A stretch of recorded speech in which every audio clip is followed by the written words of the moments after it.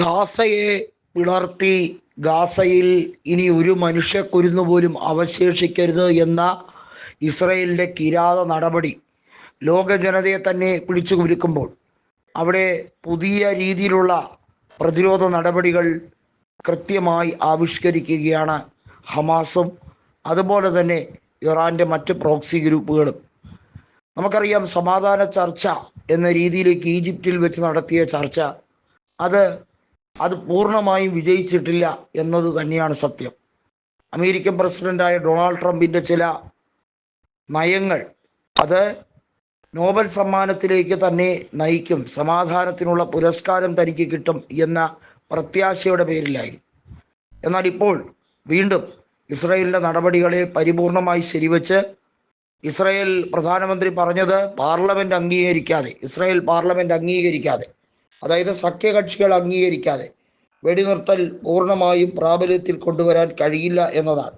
ഒന്ന് ആലോചിക്കൂ, വെടിനിർത്തൽ പൂർണ്ണമായും പ്രാബല്യത്തിൽ കൊണ്ടുവരാൻ കഴിയില്ല എന്ന് പറഞ്ഞാൽ അതിൻ്റെ അർത്ഥം ഭാഗികമായി വീണ്ടും ഗാസയിൽ മനുഷ്യക്കുരുതി നടത്തും എന്ന പ്രഖ്യാപനമാണ്, ആഹ്വാനമാണ്. അങ്ങനെയുള്ള ഒരു രാജ്യത്തോട് എന്ത് രീതിയിലുള്ള സന്ധിയാണ് വേണ്ടത്? ഒരിക്കലും സന്ധിയും സമാധാനവും ഒന്നും ഇസ്രായേൽ ആഗ്രഹിക്കുന്നില്ല. ഇസ്രായേൽ എന്നത് തെമ്മാടി രാഷ്ട്രമാണ്. യുദ്ധം ചെയ്യൽ മാത്രമാണ് അവരുടെ ജോലി. അവർക്ക് ലോകരാജ്യങ്ങൾക്കിടയിൽ ഒരു മതിപ്പും ഭയവും ഉണ്ടാക്കിയെടുക്കാൻ പരമാവധി ശ്രമിക്കുകയാണ്. മറ്റുള്ള രാജ്യങ്ങളെ പോലെ ക്ഷേമത്തിലോ വികസനത്തിലോ ഊന്നി നിൽക്കുന്ന രാജ്യമല്ല ഇസ്രായേൽ.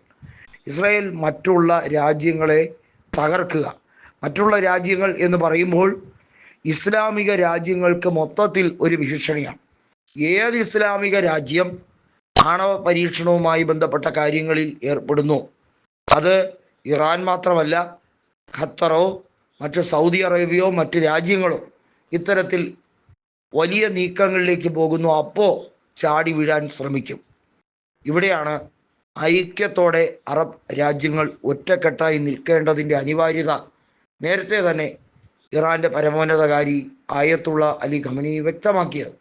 പക്ഷേ പല രാജ്യങ്ങളും എല്ലാം കഴിഞ്ഞ് വീണ്ടും ഡൊണാൾഡ് ട്രംപ് മധ്യസ്ഥ ചർച്ചയ്ക്കെത്തി ഇസ്രായേൽ പ്രധാനമന്ത്രി മാപ്പ് പറഞ്ഞപ്പോൾ മഞ്ഞുരുകുന്ന പോലെ ഉരുകി എന്നത് ഏറ്റവും വലിയ തകർച്ചയാണ് കാണിക്കുന്നത്.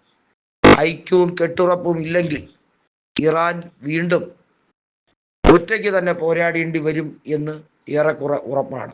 പക്ഷേ ഇത്തവണ ഇറാൻ ഒറ്റയ്ക്കെന്ന് പറയുമ്പോൾ അവിടെ റഷ്യയും അതുപോലെ തന്നെ റഷ്യയുടെ ഒപ്പം നിൽക്കുന്ന രാജ്യങ്ങളുടെ കൂടി സന്നാഹവും ഉറപ്പിക്കാൻ കഴിയും. നമുക്കറിയാം, റഷ്യ സോവിയറ്റ് യൂണിയൻ പുനഃസൃഷ്ടിക്കാൻ വേണ്ടി ദീക്ഷയെടുത്ത് നിൽക്കുന്നത് പോലെയാണ്. അത് ഒരു പരിധിവരെ യാഥാർത്ഥ്യമാക്കാൻ ബെലാറസ് തുടങ്ങിയ രാജ്യങ്ങൾ ശ്രമിക്കുന്നുമുണ്ട്. അവിടെയാണ് ഇറാൻ്റെ കടന്നുവരവ്. ഇറാൻ്റെ ആവശ്യം റഷ്യ നിറവേറ്റുകയും റഷ്യയുടെ ആവശ്യത്തിന് വേണ്ടി ഇറാൻ നിലനിൽക്കുകയും ചെയ്യുമ്പോഴാണ് അവിടെ give and take policy work out ആകുന്നത്.